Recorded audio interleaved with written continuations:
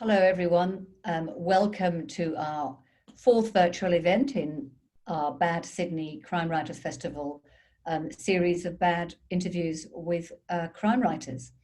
I can see that you're all still pouring in, so I'll chatter for a bit so that everyone can actually hear everything that Megan and Sue have to say.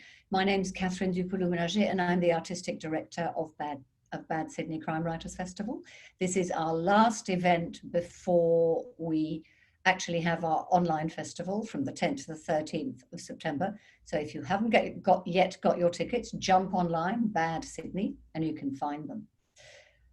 But let's move on to this evening. I'd like to begin by acknowledging the traditional owners of country from wherever you're watching today. We recognise their continuing connection to land, waters and people, and we acknowledge and give our respect to their elders, past, present and emerging. Now to tonight's interview. Now, the only good thing I can think of these odd times is that we actually get to meet people that we might not get to meet the rest of the time. We might have managed to bring Megan from Melbourne, but no, even though she's in her second lockdown, she's managed to make it to the Zoom camera, and we're going to have a chat. She's going to have to chat with Sue Turnbull. So Megan's going to talk about her third book, The Night Swim, which looks at very contemporary, very live issues with a narrator who is a podcast host, in itself a very contemporary device.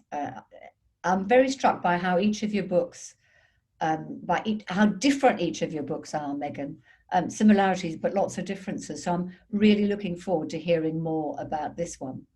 Now, welcome also to Sue Turnbull, who's a long-standing crime fiction specialist, and in her spare time is Senior Professor of Communications at the University of Wollongong, and she does an awful lot more. Welcome to both of you. Now, just to let you know how this event is going to go,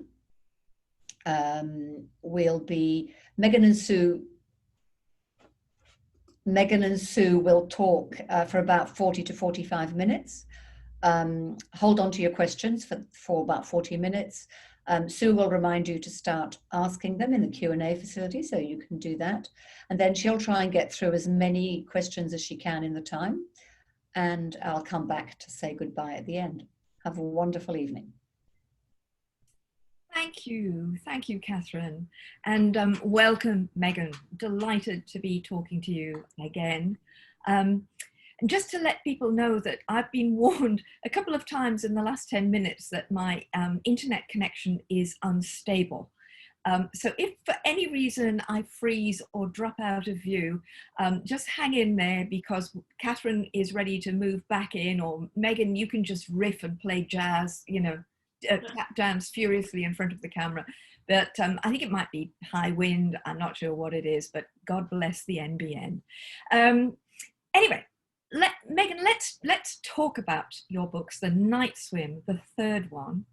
And I've been doing some reading about you writing about crime fiction and writing about and reviews about your work. And one of the things I came across was that, each of your books has had a different origin, but sometimes you wake up in the middle of the night inspired to write a book with the idea, with the concept. So let's start with, where did The Night Swim start? Was it a midnight dream? Was it a moment? What was the origins of this book? With The Night Swim, I had been, like many people, following various sexual assault cases in the media, going back many years, and in many different parts of the world. And there were ideas, thoughts, concerns that sort of percolated in my mind as I read these different cases. And when it came time to write, when I finished The Escape Room and I was under contract to write another book, I really wanted to explore that within my writing, explore a rape trial and the justice system and what happens to the people who are involved in the trial. So that's what I wanted to do. I didn't quite know how I was going to do it when I set out to write the book. Okay, so this is your Me Too era book in many ways, isn't it? Yeah, I mean, I think these issues have sort of been brought to the fore by Me Too, but it's already going back even before Me Too, and even, I guess, Me Too itself as a process, where there have been many cases in the past, even decade, that have, I've followed, that have interested me. One of them, for example, was when I lived in Singapore. There was a case in India of a physiotherapy student who was gang raped. And when I was in Singapore, she was brought there for medical treatment. So, these are stories in the news that I'd been following, and I wanted to pursue it in my own writing. And yes, I suppose Me Too brought it out more because there's a lot more interest in exploring these types of ideas in contemporary fiction. Absolutely. And so I think at this point it might be useful to give the people who are with us tonight a little bit of a synopsis of the book if they haven't actually read it. So I always find it interesting when authors describe a book that they've written, because they often focus on things that maybe were not the first thing that I thought of. So I'd love to hear your version of what you think the book does. Well, I have to say first that yesterday I heard a blogger describing my book, and I thought, wow, she does a better job than I do. Fantastic. I think authors get so caught up in the story that it's hard for us sometimes to stand back. But The Night Swim is about a podcaster who travels to a relatively small coastal town to cover a rape trial that's happening in this town. And this particular trial has really torn the town apart because the two people, the defendant is a sort of the town's golden boy, he's a potential Olympian, and the victim is a teenage girl whose grandfather was very influential in the town, and everybody in the town has taken sides. And she's come to this town to cover the rape trial for her podcast, which is sort of similar to the Serial podcast in that it was a groundbreaking podcast that catapulted her to fame. And her podcast is called Guilty or Not Guilty, the podcast that puts you in the jury box. So she's there to cover this trial day in and day out and effectively allow her audience to become part of the trial, to be sort of virtually sitting in the jury box. And while she is in this town, she gets caught up in looking into the death of a girl a couple of decades earlier, another teenager who drowned. And the more she looks into it, the more she realizes that there was a lot more to it than a simple drowning. Mm-hmm. That's a beautiful synopsis, and thank you. And I actually, one of the things I really loved about the book was the fact that Rachel, this central character who is there to do the podcast, we actually get the episodes of her podcast as the trial unfolds. And she finishes every podcast with this line, you're in the jury, you're making, what would you do, what would you say? But there was one gorgeous description that you had of her and the reason for her success. And it must be said that this is her third podcast series that she's doing, and there's a lot on the line for her. I couldn't help thinking, this is your third book, maybe there's a lot on the line for you. But there was some parallels there, but there was this wonderful description where you were talking about why it was successful, and you said it was about her voice. And you said, Rachel Cross has sexualized true crime in the same way that Nigella Lawson gave sex appeal to frying eggs. I loved that description because every time I was reading one of her podcast transcripts, I imagined Nigella Lawson talking to me. It was a kind of interesting parallel. But I wondered if you were also interested in podcasts as part of this kind of, this crime writing venture, if there was something there that you wanted to explore as well. I was interested in a couple of aspects. First of all, media generally and the way that media covers these types of crimes and potentially sensationalizes them.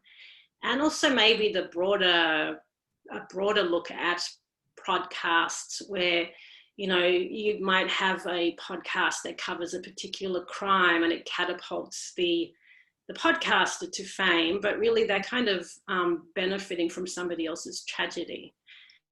And I suppose that it interested me because my background is in journalism, and I worked as a journalist for many years, and I loved being a journalist. But I was always a little bit uneasy about the fact that we take someone else's story and we sort of build a career on it. And I was always aware of that as a journalist. And so it was something that's found its way into the novel as well. It's interesting because you actually do have a character who says something about, you know, podcasts being the equivalent of kind of ghoulish rubbernecking, you know, that there's something going on. And it's interesting because I've recently been approached by a journalist writing a story on podcasting to say, why are they so popular with women? Why do women love true crime so much? And it's very odd, but I wasn't able to give a definitive answer. But one of the things I did think of was the fact that you can do other things while you're listening to a podcast. And that's always been, you know, women can do housework or knit or do something other while they're listening to a podcast. And that's often the situation, right? Yes, I exercise. I was on the exercise bike last night because in Melbourne at 8 p.m. we have a curfew, and I missed my walk, so I had to go in there. And so I listened to a podcast, and I like to cook to podcasts as well. Well, there you go. You've proved my point. The reason why women love podcasts is because they can do other things at the same time. It's nothing to do with the content, or maybe it is. But I know each of your books has also taken you on a journey in terms of research.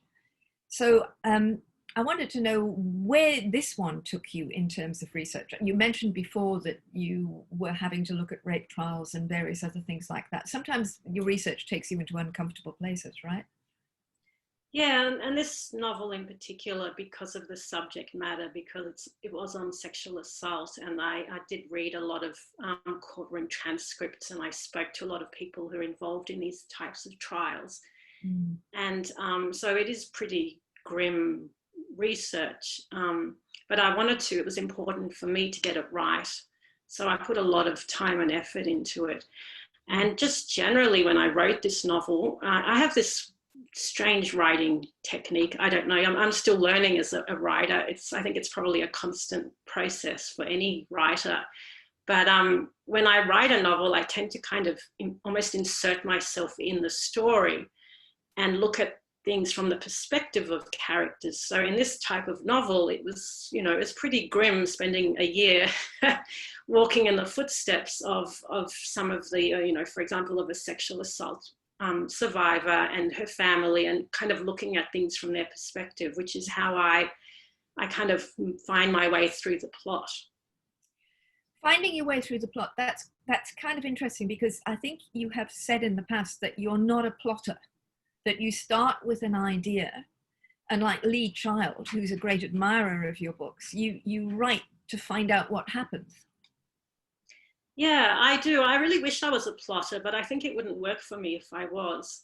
So I usually have an idea, a general idea. Sometimes I'll kind of have an idea of the story arc. I'll often kind of know where I want to end it. But I don't know anything else. I don't even know who my characters are really. And I'll just write. And as I write, the characters start emerging. And as they emerge, then I start figuring out, well, what would happen here? What would be the natural thing to happen in this situation? The book I'm currently writing, for example, and this is the kind of the fun bit, is I won't go into the details, but my character needed to change her shoes. It was really important that she changed her shoes. So within the story, you then have to figure out, well, what are we going to do? How are we going to give her a new pair of shoes? Does she buy the shoes? Does she steal the shoes? So it's kind of fun in that way as well, sometimes having to dress characters and feed them. So I enjoy that part of it because it surprises me as much as anybody else.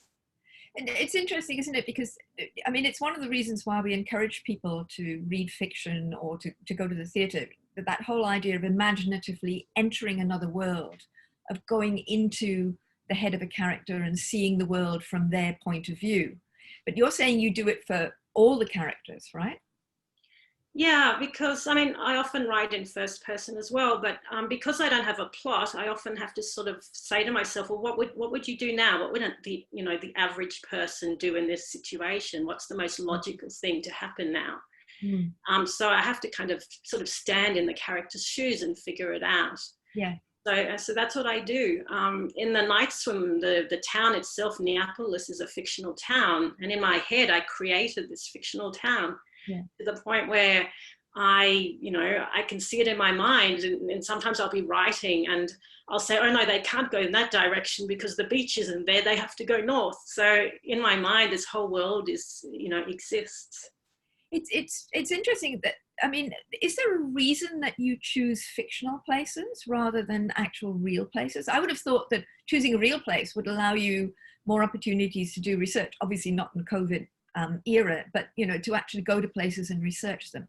Do you prefer a fictional environment? I think I do, because it gives you more room to play around with things within the story, and you're also less bound by trying to meet people's expectations of what a location would be like. I once heard an interview with Lee Child where he talked about, he lives in New York now, and he talked about different settings for his books. And one of his books, and I can't remember which one, was set in New York. And he said that was actually the hardest book for him to write because he knew where everything was. And he knew there were things he was limiting himself because he couldn't allow his characters to do certain things because he knew that it wouldn't, that the location was wrong or it takes too long to get from point A to point B. Yeah. So I think there is something liberating about having a fictional location as opposed to an actual existing location. And of course, my fictional locations in some ways are sort of loosely based on real places. I mean, completely different. I recreate them, but they're inspired perhaps by real places. And of course, The Girl in Keller's Way, which was your first book, I mean, it's set in North Carolina and you spent time there. You actually lived there for a while, right? Yeah, so I have family there. My aunt lives there, and I did live there for a while, and I've travelled there many times as well. So, the North Carolina I know quite well. I was actually there this time last year, doing some research and visiting family as well.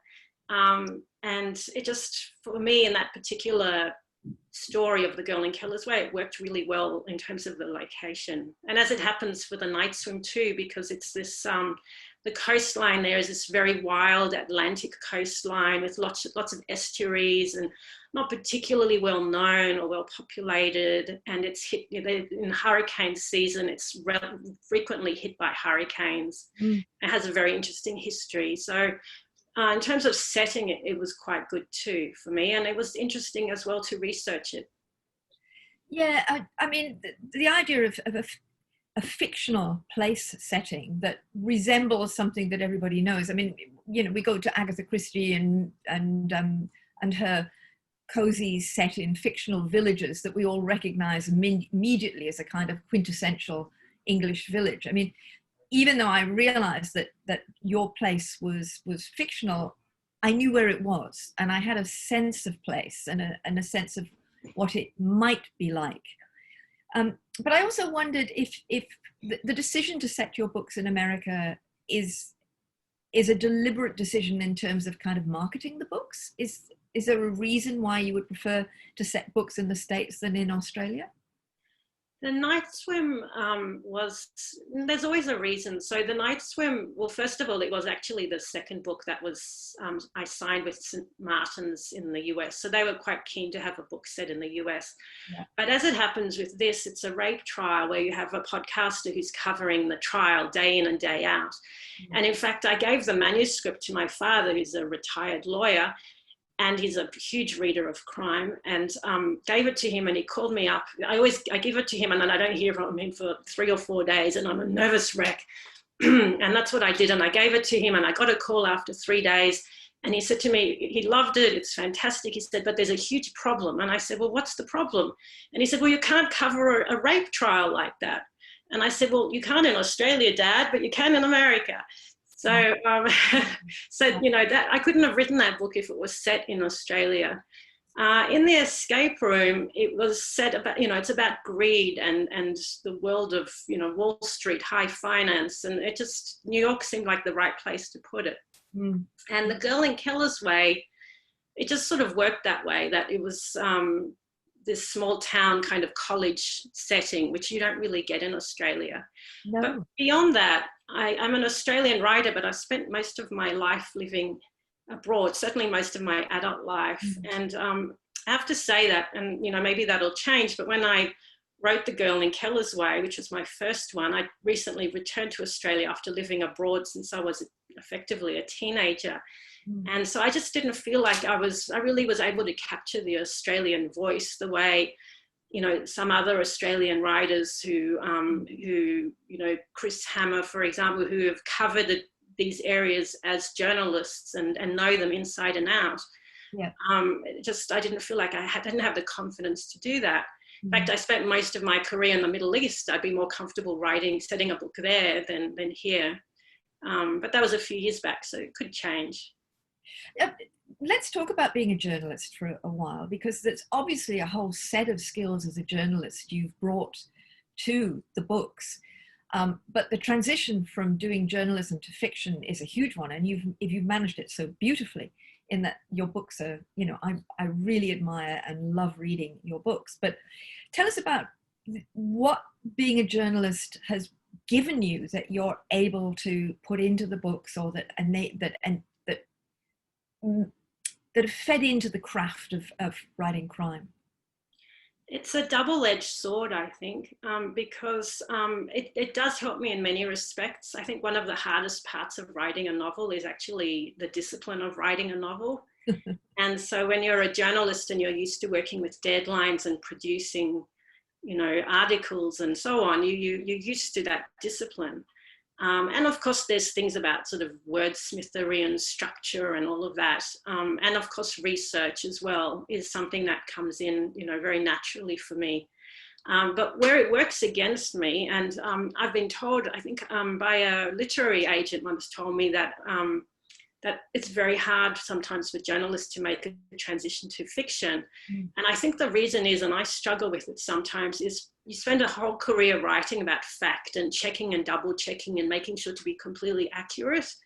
And then when you're writing a work of fiction, you need to release yourself from that obligation, and you need to allow your imagination to run a little bit wild and not be so literal. And I struggle with it sometimes, and I will write books and I will think, oh, this would never happen. I can't do this. And of course, in fiction, you have so much more room to be imaginative. So that is an area where I struggle with as I write.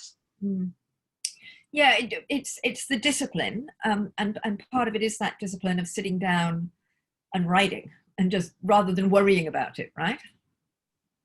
Yeah, it's, I think a lot of people have amazing ideas for books, but unless you actually sit down and sweat it out day in and day out for months, you're never going to get a book. And so while creativity is great and being, able to write is fabulous, the actual blood, sweat and tears of writing is what you need at the end of the day to actually come up with a manuscript.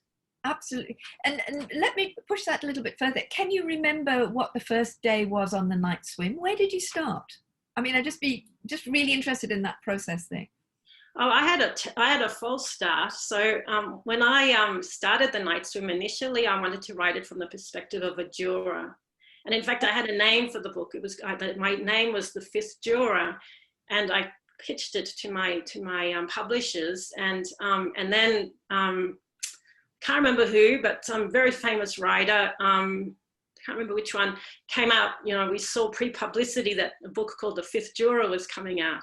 So that would already kind of, but I sat down and I started writing it, I think some sort of 12 angry men kind of beginning. And it didn't work because it really limited. I realized that if I was to write from the perspective of a juror, it really limits what I can do with the story. It really, yes. And then I have to start describing 11 other jurors, and suddenly you've got a cast of 12 in this book, and that's not even, including the trial. And, you know, how can you take the juror out of the courtroom? And so I sort of wrote a couple of chapters and it didn't work. And I tore the whole thing up and, you know, went through sort of crisis mode where you say, why am I doing this? I'm quitting. This is it. And then I, you know, sort of got my nerve back, I guess, and sat down and I started writing again. And this time I wrote the first chapter that currently appears in the novel. I'm not even really sure exactly what it was, but I just thought, you know what, I'm just going to write and just see what happens. And I sat down and I wrote that chapter. And then I wrote the next chapter, which was at that time was the Rachel Crowell chapter of her driving to the town to cover this trial. And it just sort of emerged as I wrote, the story emerged. So I wasn't really sure what I was going to do, but I thought, I'm just going to relax and write and see what happens. And it worked out really nicely in the end.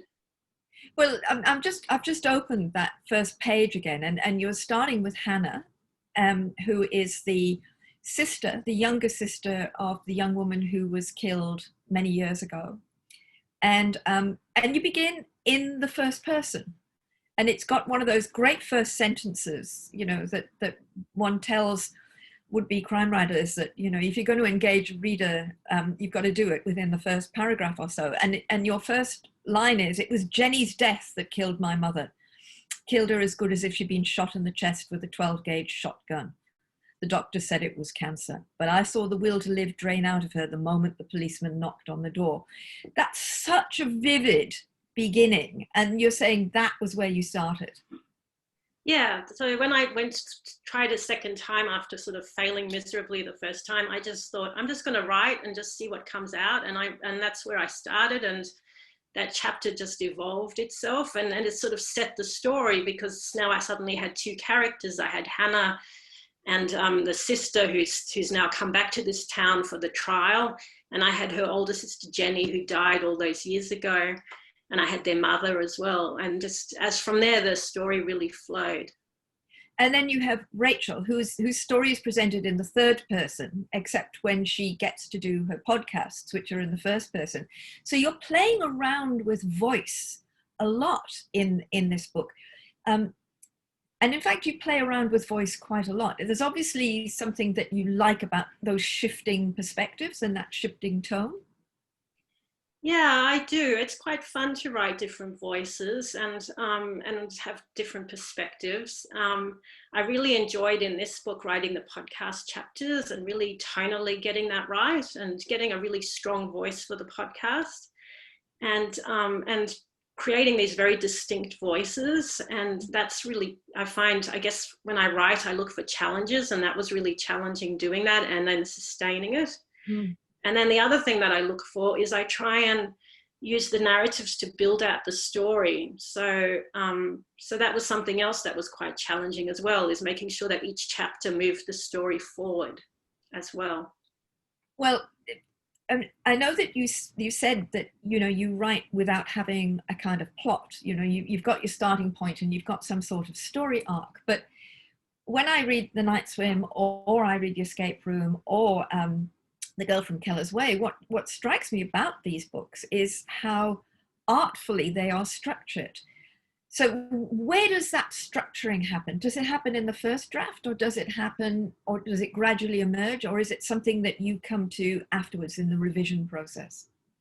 It happens in the first draft. And so usually the other subsequent drafts are more about polishing than any structural changes, thank goodness, because the one thing a writer does not want to hear from their publisher is that they need to change the structure of a novel. But it comes in the first draft, and usually it's because I don't know exactly where I'm going with the story. As I write it, I say, now what would be the best way to do this? Mm. So with The Escape Room, my initial idea was having these characters in an elevator.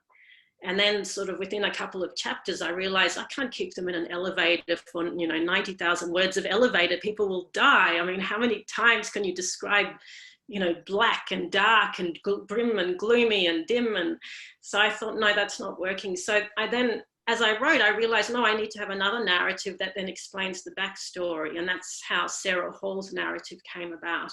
Yes. So because I write in this way where I don't really have a structure and I don't really know where I'm going, I kind of think, well, logically, how can I tell the story? What is the best way? Yeah. And so with the night swim, it started off with Hannah, and then I had Rachel driving to the town.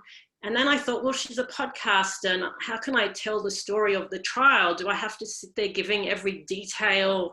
Yeah. You know, Rachel, it's kind of boring having to be taken through the trial every step of the way. And that's how I came up with the idea of the podcast, which then allows Rachel to reflect on the trial and tell the story of the trial and say things that she wouldn't otherwise say in those Rachel chapters. And, you know, coming back to Lee Child, he writes in that similar sort of way. And I don't know if you know, but, you know, he had, there's this guy, Andy Martin, who sat with Lee Child during the writing of one of his books, you know, and followed him every day with every sentence and his reflections on the book. I think somebody should follow you, Megan. It sounds like you need a Lee Child amanuensis sitting behind you while you work out where your book is going, because that's the exciting part, right? It is. I'm just not sure if, unlike Lee Child, I need total quiet and no disruption whatsoever. Whereas I read that book and I saw the, I think there was an interview that was done and Lee Child was kind of smoking and drinking coffee and chatting and writing all at the same time. And I don't think I'm capable of that. No, it seemed to be a very interesting experience. So I think Andy probably sat quietly for quite a bit of time just doodling or this while the process unfolded. But the way in which a Lee Child book unfolds in that kind of way, that there is what one might almost call a kind of thriller element to it, because there is not crime at the start necessarily. It's the story of what happens and the unfoldingness of it. But in fact, you do have a backstory in the Night Swim, don't you? You do have a crime that has occurred in the past that we are investigating in the process of the trial going along. So you've got two things happening at once in that narrative. Yeah, so we have the trial happening with the Kelly Moore, a teenage girl who was raped by a young man who's the town's golden boy. And at the same time, we have Rachel looking into the death of Hannah's older sister, Jenny, who was a teenager from a poor family that lived on the margins of society, really. And she died supposedly in a drowning. And so the trial is interlaced with Rachel's efforts to find out what happened to Jenny. Yeah. And initially, Rachel doesn't really want to look into it because she's doing her podcast and that's taking up all of her time. And she doesn't really have time to look into it. And she sort of fobs off Hannah a few times, as she'd done in the past. Hannah, as it happens to be a big fan of hers, and had emailed her in the past to ask for her help. So Rachel at first isn't really too keen on getting involved, but the more she finds out, and Hannah kind of entices her with snippets of her story, the more Rachel finds out, the more Rachel suddenly gets drawn into this other story, this tragedy that happened 25 years or so earlier. And so the two plots are very much interlaced and at some points kind of meet up as well. I think that the undercurrent through all your books, though, there's a very strong feminist critique going through all your books. It's not overt in a kind of preachy way, but in each of the books, there's something going on where I think, oh my God, this is so true and so critical. I was just rereading the start of The Escape Room, where Sarah is in an interview with a boss, a prospective boss, who is so rude to her and who eats through the interview. And it just made me so angry. Yeah, well, that actual anecdote came from my own life, and it happened to me, and I was so furious afterwards, you know, and you can't do anything. You just cannot do anything in that situation. You can't complain, because if you complain when you've pretty much burnt all your bridges with that company, and you can't say anything, so you have to suck it up and just, you know, deal with it. But the beauty of being a novelist is that you can borrow on these things in the future. So when I wrote the book, and it just seemed like a good anecdote, and so I used it. Oh, well, it just fuels the kind of the anger. But there's quite a lot of anger in your books too about the treatment of women. I mean, do you want to respond to that in terms of do you feel quite strongly about your books making a political statement? I don't think I do it intentionally. I think that because I'm exploring contemporary issues, whether in The Night Swim it's about sexual assault and the way the justice system deals with sexual assault cases and victim blaming, or The Escape Room, which was about it was about greed, but it was also about how women are sort of stepped on in the workplace. And because I'm looking at those issues, it does then obviously bring out some of those issues, which are, issues that a lot of women face, or that, that are real issues that are maybe since Me Too have been risen to the surface more and there's more awareness of them, but they're things that have been going on for decades, if not since time began, essentially. And The Girl in Keller's Way has got, I mean, the theme there is a kind of gaslighting. I mean, it's very Hitchcockian. It's very, Daphne du Maurier, where the wife, thinks she's going mad. Yeah. So that's maybe, I mean, that was, in that story, you have a wife, she's married to this very successful professor, and she's not very happy in her life. And as she starts becoming suspicious of her husband, she starts seeing or imagining things, and she's not quite sure how much of it is her imagination playing tricks on her and how much of it is actually happening, and how much of it is her being manipulated. But that's probably, I mean, I guess there are a lot of other themes in that book, but it is certainly Hitchcockian. When I wrote that book, I wrote it as a thriller, not even sort of seeing it as a crime novel at all. Yeah. So for me, it's really a journey in terms of my writing. Well, it is a thriller in the sense that the end of The Girl of Keller's Way, which we're not going to give away in any way whatsoever, is very different from a conventional crime novel in many ways. If I could say that. Yeah, and like I said, my dad, who's this, he reads crime all the time and has read it, all of his life. When he read that manuscript, he said to me, "I love it, but the ending is wrong." And I said to him, "But that's how you would end a thriller." And he said, "But you're not supposed to end like that." And so we had a big debate about it without spoiling anything. It's a thriller ending, but it's not your murder mystery ending. So. No, it's not a conventional resolution. We'll put it that way. Now we're going to open up to questions in just a minute, Megan. So if anybody would like to ask a question, I'm going to be looking into the Q&A section for some questions from our viewers. Oh, yep, there's one popped up already. But I just want to ask you before we get there. What are you working on at the moment? You said you're working on a new one now. Is there anything you can tell us at all without giving anything away, because you don't know how it ends? It is, I can tell you, so I don't even know if it works yet, I have to be honest. And I never know until it's read by, my agents and so on. So but my mum's read it and she liked it. It is, it's different from the others. It's very noirish, and it's kind of a story told backwards. So, and maybe less social commentary, but it was a writing challenge that I set myself, and I hope it worked, because otherwise I've spent the last year of my life, basically wasted a year of my life writing. But anyway, we'll see. Hopefully everyone will like it, and hopefully it'll come out, in a year or so, and then you'll get to read it. Okay, but I'm just going to ask you a little follow-up question there. What do you mean by noirish?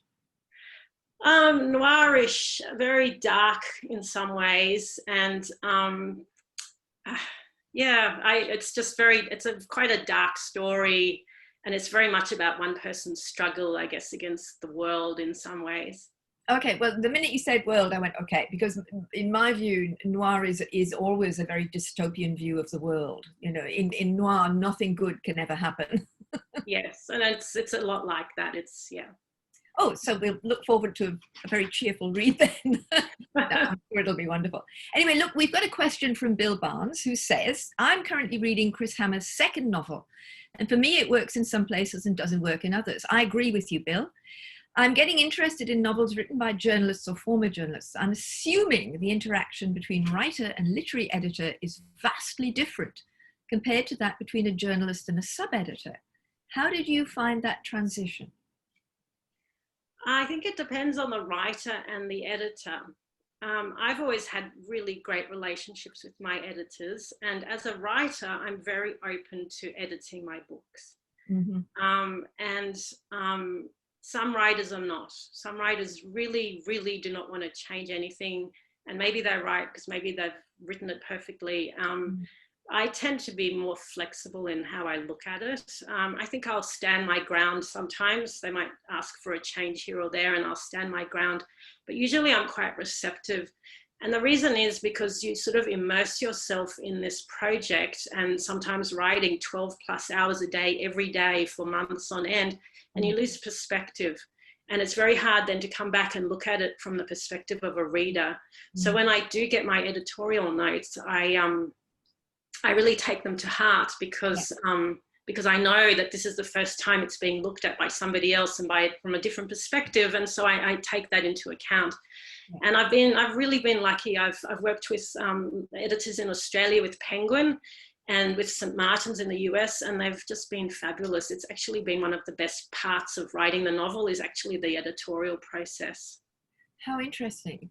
Can you think of any specific change that they made to the Night Swim or contribution that really helped you that you can tell us about without giving away too much? Well, a couple of things. First of all, with the Night Swim, the original manuscript was 120,000 words. And my US editor, because I'm a journalist and I was writing these courtroom scenes, I was very determined to make sure everything was accurate, and you just got these very detailed courtroom scenes. And my editor, asked me to cut them back significantly. I joked with him when I was in New York because I said to him, I'd been reading The Old Man and the Sea to my son, Hemingway. And I said to him, I can just see you editing Hemingway and telling him, I don't want to hear about the fish anymore. Get rid of the fish. So we laughed about that. But they were good suggestions, and it was just making those courtroom scenes a lot sharper and more succinct, and getting less drawn into all the legal details. Yeah. And the other thing, which is through my agent, when I wrote the first draft, and I had Rachel and I had her podcast chapters, and I wasn't quite sure, I'd never read that before. Nobody had done it before, as far as I knew. So I didn't know if they'd like it. So I didn't wholly commit to it. And when I got the editorial notes, they loved that. And they said, we just want more of it. So, I did more of those chapters than I'd originally done. Right. Okay. Oh, well, you see, editors can be very useful by the sound of it. Yeah. So we've got another question here, which is from Jazza 256. I've just got the email address there, but anyway, she says, or he says, if you're not a structured writer and your story gets written as you go along, do you often get confused yourself? I don't think so. Because I try and kind of insert myself in the story. If you can imagine like sort of a virtual experience, when you play these virtual games and you're in the game and you're looking at, so that's maybe how I write. And so because I'm in the story, I kind of know where everything is supposed to be. And what I'm always thinking is, well, what would happen now? What's the next logical thing to happen now? I think if I plotted too much, I would just lose a lot of that, because I would get so stuck into the structure of what I'm thinking, and I would lose opportunities to take the plot or characters in different directions. So it works for me quite well, I think. Okay. And we've got another one from Cherry Chang, who says, one question. There was a part in the book where Rachel secretly taped a conversation and played it on her show. Isn't that against the Privacy Act, or is that different in the US? I think that was in the supermarket. I don't remember if I looked that up when I wrote it, but in different US states, you can do different things. So in some states you have to, in Australia, I think one party has to consent. But I think in the US, in most states, and maybe I did look it up, in many states, you as long as the person taping it is aware, you can do that. Yeah. So, and you know what, journalists, news, you'll hear it in you know, on the news where you'll have a camera in a supermarket and they might film people talking or whatever. And it's actually an interesting point because they don't necessarily have their consent to be recording them. I mean, I'm just thinking off the top of my head with coronavirus, that was that famous viral video of two people arguing over toilet paper. Yeah. Yeah. So I don't exactly know where the law stands on that. But anyway, yeah, so in the US, different states have different laws, which with this was also, I had to look at the North Carolina laws in terms of how, you know, rape trials are held and the laws with regard to rape in different states in the US. There are different charges and there's different, I guess, requirements that you need within the crime in order to be categorized as different, you know, as sexual assault versus rape and so on. In North Carolina, it's probably one of the more, it's more limiting than some other states. So, right. Well, that's a very full answer. And yes, there are some blurry lines even in Australia in terms of that kind of recording, particularly photographs in public places. Greg says, thanks for your candid replies, Megan. I loved your honesty about wanting to give up, but finding your way back into the story a different way and getting your nerve to keep going. I'm wondering how many drafts of your books do you tend to write before both you and the publisher are happy to lock it off? So with The Night Swim, I had a first draft, which I gave to my agent, and they gave me some tips and things. Like, for example, they said, oh, we love the podcast chapters. And so that was, then I wrote a second draft, which went to the publisher. And then I guess a third draft, which was the final draft. And then there's a lot of copy editing, and it goes through rounds and rounds of copy editing as well. Right, okay. And we've got an anonymous attendee who says, hi, Megan, do you think it's possible for someone to write and publish traditionally with a university education? Oh, not quite sure what that question means. Do you get that one?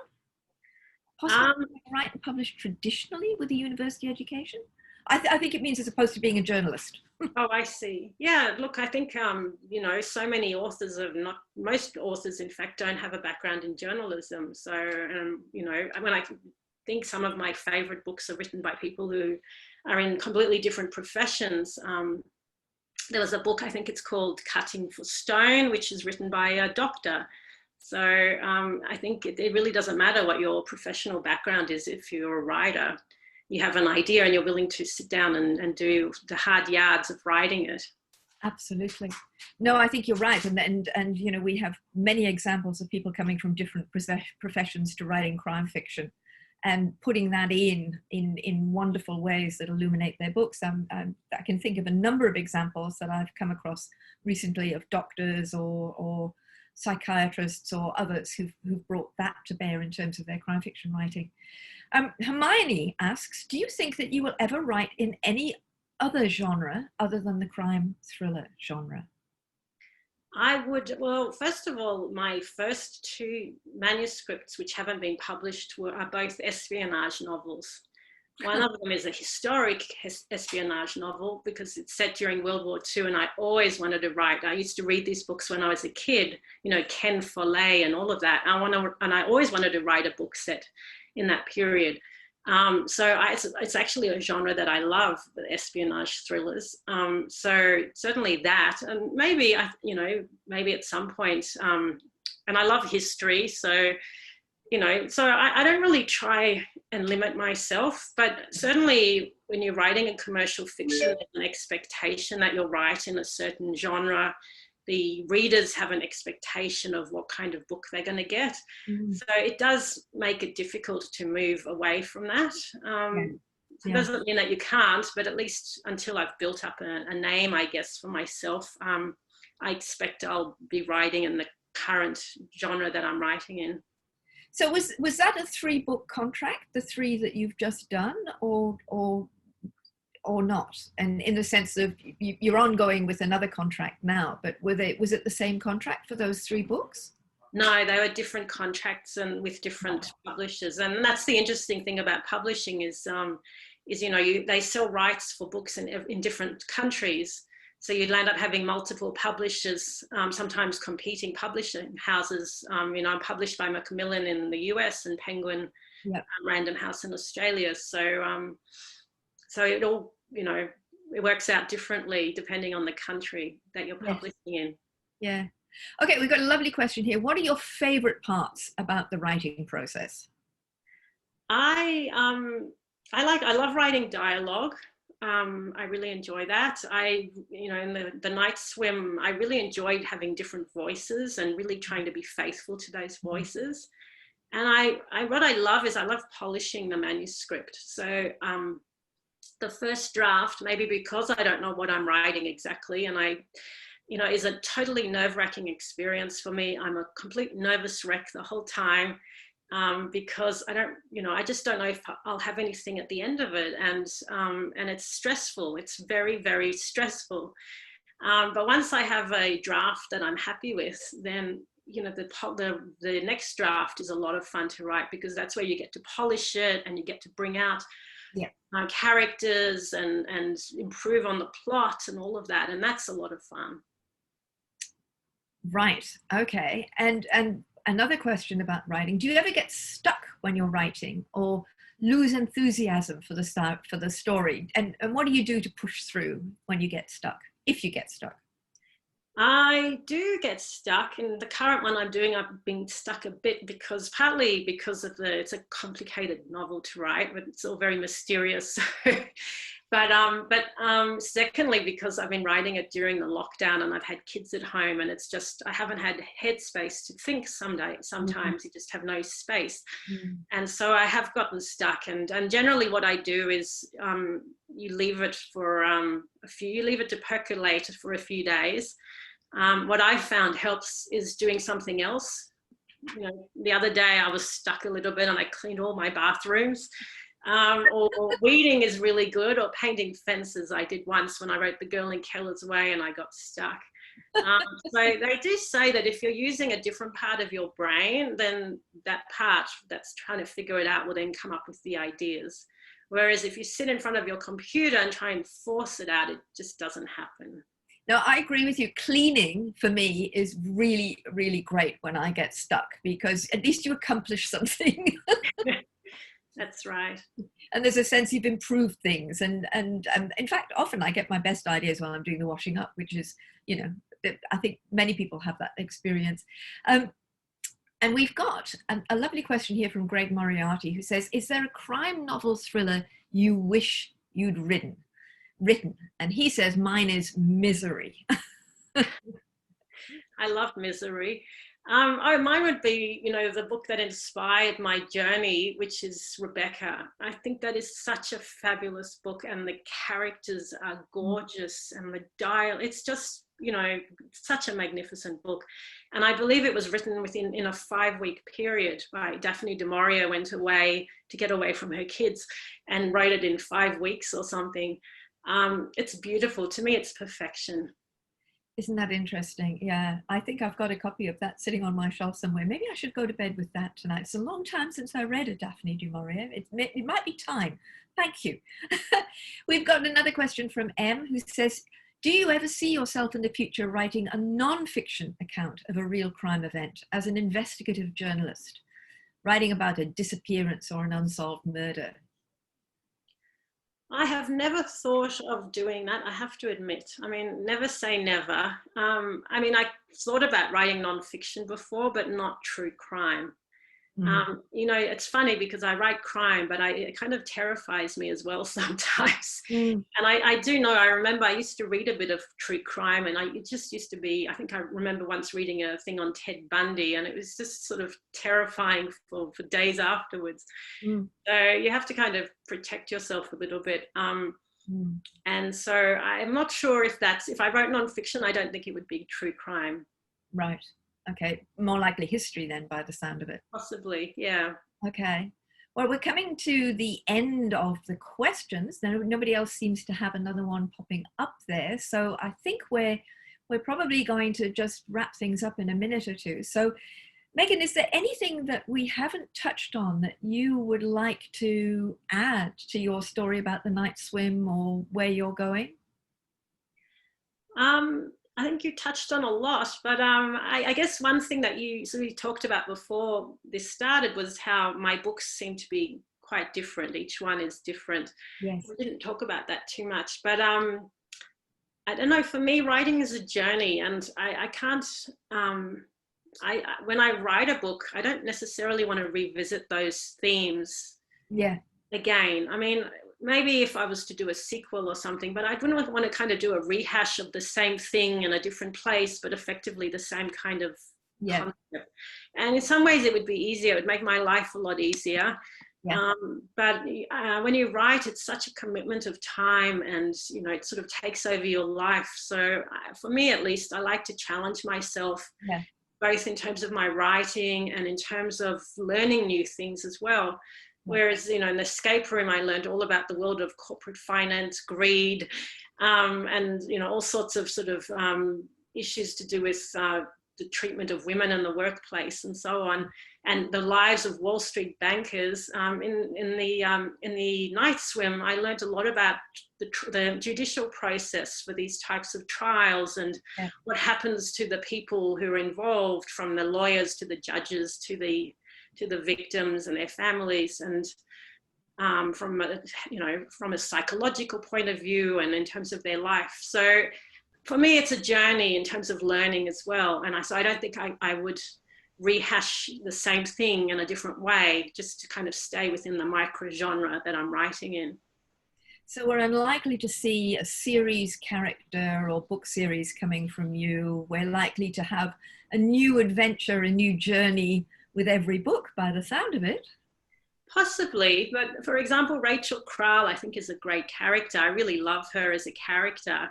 And I think she could do some really interesting future podcast series that explore different issues. So that might be something for the future. Oh, something to look forward. Well, thank you so much for taking us on your journey. I'm going to hand back to Catherine right now for her to wrap things up. But it's been a real pleasure talking to you, Megan. Thank you so much. And thank you for another wonderful book. Thank you. Yes, thank you. Absolutely, for a wonderful conversation. Actually, I don't remember at any of our events having so many questions.